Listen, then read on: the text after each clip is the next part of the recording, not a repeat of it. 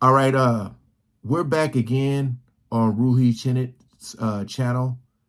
This video title right here is crazy, man. Visiting the closest town to space. Life with almost 50% less oxygen. Wow. Hey, I know, what do they say? When they go to, the basketball players always talk about when they go to play to Denver, it's always tough to play in Denver. We're going to check this out. Again, I'll leave the link to his channel in the description, man. We ain't going to waste no more time. Let's jump right into it.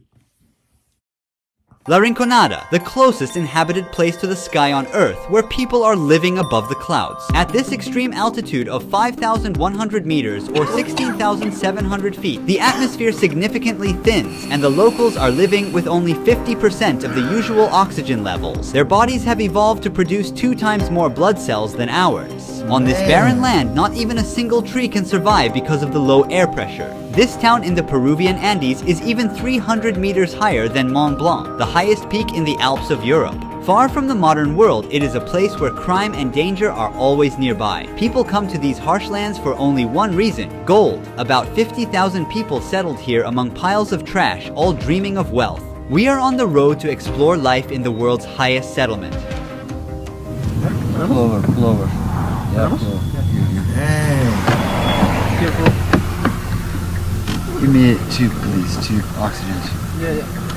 Climbing above 2,000 meters in a day can trigger altitude sickness for someone used to sea level, but as of now we have already doubled that elevation level. Very deep.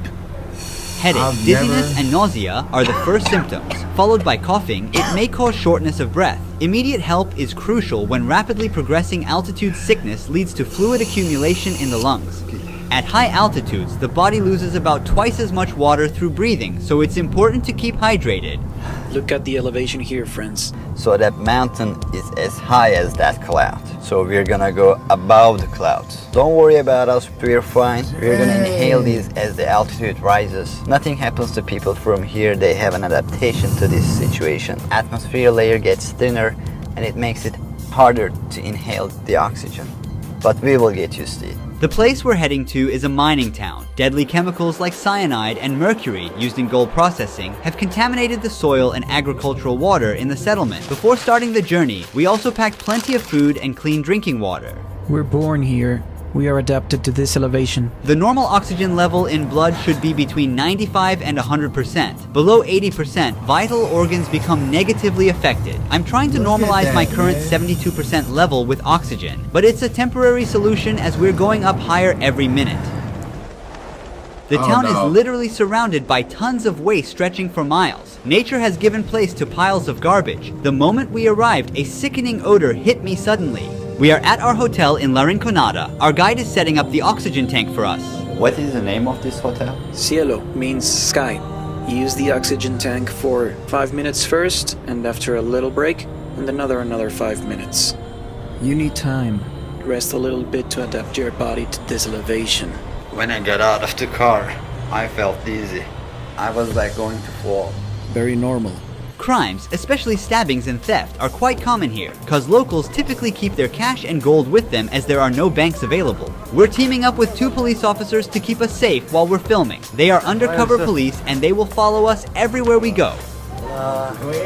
Marco directs us to coca leaves, as he thinks it's a remedy to avoid getting altitude sickness, a traditional habit here. Also coca leaves there, coca leaves. I think they're consuming this for altitude sickness. They chew 3 or 4 leaves on one side of their mouth. These leaves, which are illegal in most countries, produce a kind of numbing effect that helps users relax. It's good for almost everyone. Maybe one of the police officers can carry this. We leave a busy and tiring day behind, and we will explore the town the next day. We are in the center of La Rinconada at sunrise. The police officers are by our side. The surroundings are full of local cafes, markets, and people. Even though I just woke up, my body feels dead tired, like it hasn't rested in days. Walking is hard with the dizziness and nausea. The dry air gives me a sore throat and chapped lips. As the night gave way to daylight, piles of garbage in the side streets became more visible. Even though it's summer and we are close to the tropics, the ground is frozen. In this place where the nighttime temperatures drop to -10 degrees Celsius, people are living in metal shacks without electricity or heating. No kitchens or bathrooms in these houses, and thousands of people have to use the same public toilets and baths for their personal needs. Like a web over the town, these hoses carry water from the glaciers above to the center. Almost nobody we meet here is originally from this place. Most have come from other regions of Peru with the dream of finding wealth through mining. The gold prices multiplied sixfold between 2001 and 2012 and led to a population boom in the area. However, the conditions are extremely harsh for the 50,000 people living here. There's been no effort to develop infrastructure suitable for the growing population. Every day, thousands of people throw their garbage on streets indistinguishable from dumping sites. There are no services from the government to pick up this trash. People are on their own. The most terrifying problem is the lack of a sewage system. Wastewater flows openly through the streets as it is. This soccer And field get does not frozen. consist of real grass. It's all artificial because trees and other plants cannot survive at this altitude.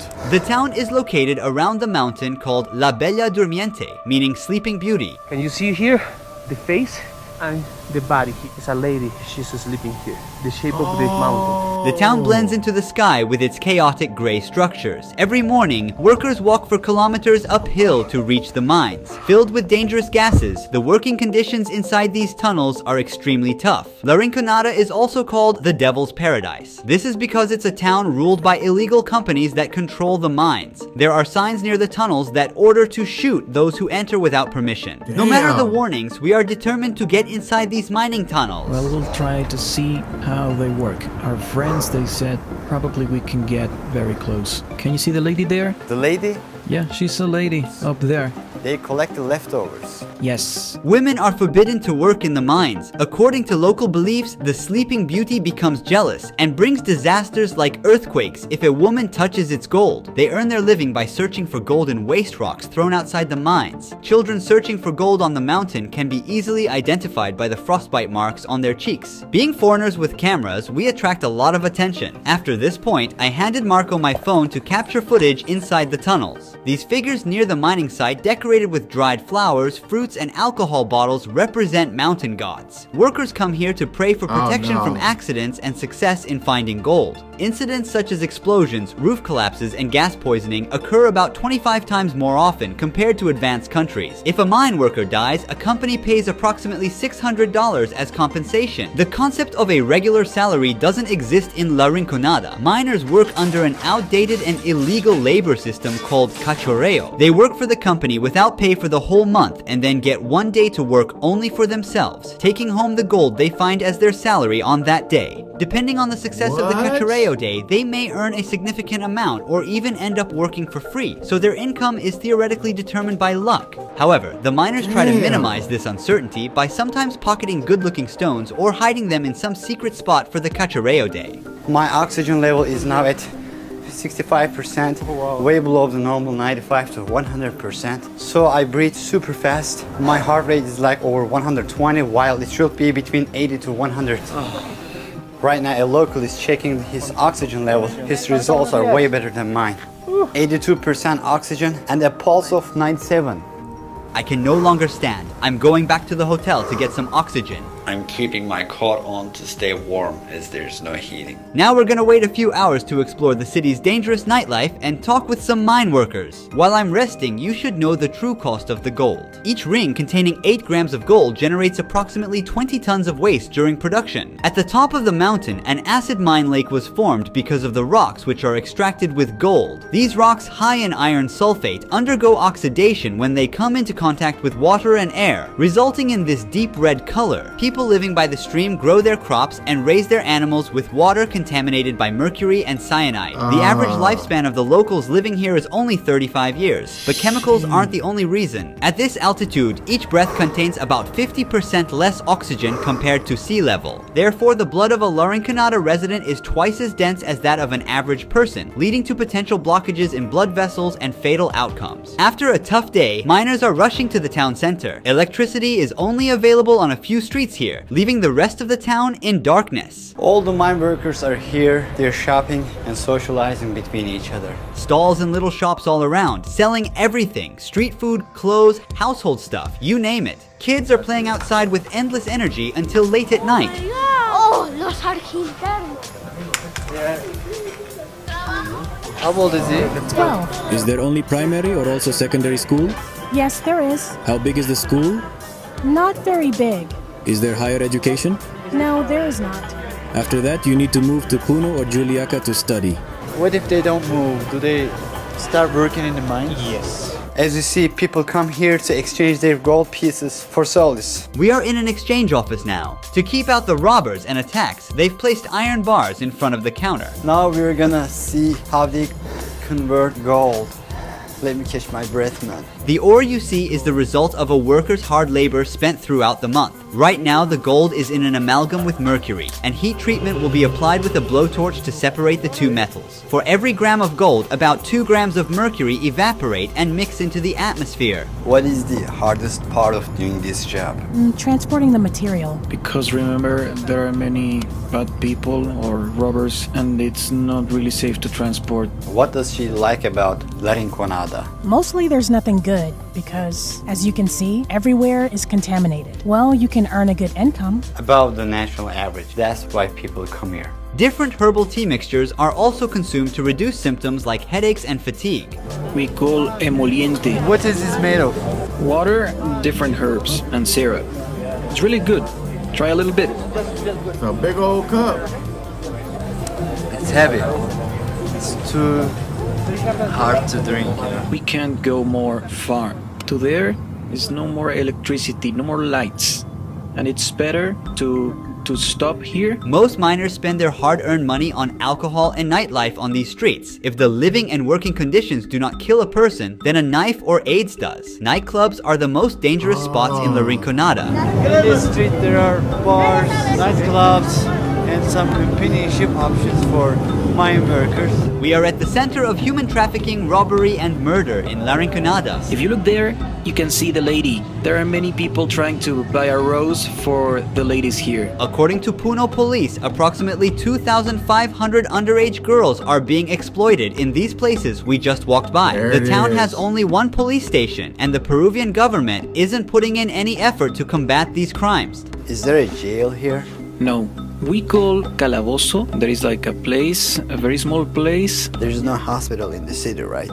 There is a tiny, very tiny clinic. Maybe 2, 3, 4 rooms max. We're now meeting with a miner who has spent 12 years working in La Rinconada. He also owns the only gym in the town. After a day of intense physical labor, miners continue sweating out. Ramiro is one of the few lucky miners. What is the largest amount of gold ore you ever found in grams? 200 grams. Oh wow, he found 800 grams in one piece. It's a lot of gold. Are you married? Yes, we have 3 children.